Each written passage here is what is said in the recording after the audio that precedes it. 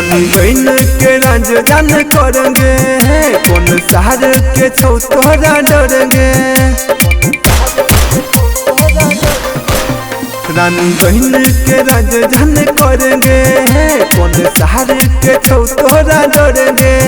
कोई बोलते अगर कर देवे मर्डर, मार देवे हम गोली कपार में। के बोलते पूरा बिहार में गे पगली, के बोलते अपना बिहार में गे पगली। के बोलते पूरा बिहार में गे पगली, के बोलते अपना बिहार में।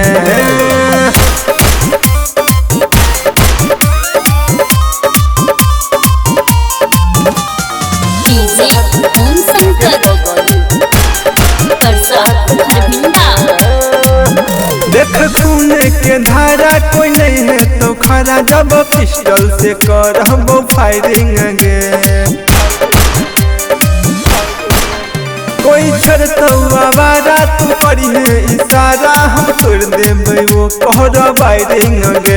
रंगदार छौ यार नहीं तू सोचे विचार, बंदूक लके घूम सलवार में।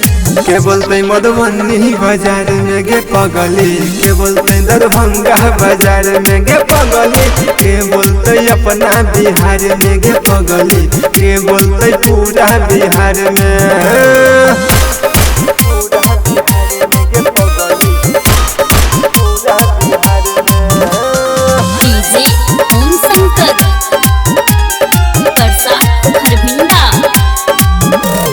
नेता विधायक कोनो खलनायक, केकरो से नहीं हम डरै छियै। थाना पर धारी घूमै छै पछाड़ी, खुलेआम मर्डर करै छियै। मुकेश भगत सब कहो सत सत, खोस के चल जीव छोड़ार में। के बोलते लोकहा बाजार में गे पगली, के बोलते खुटौना बाजार में गे पगली। के बोलते अपना बिहार में गे पगली, के बोलते पूरा बिहार में।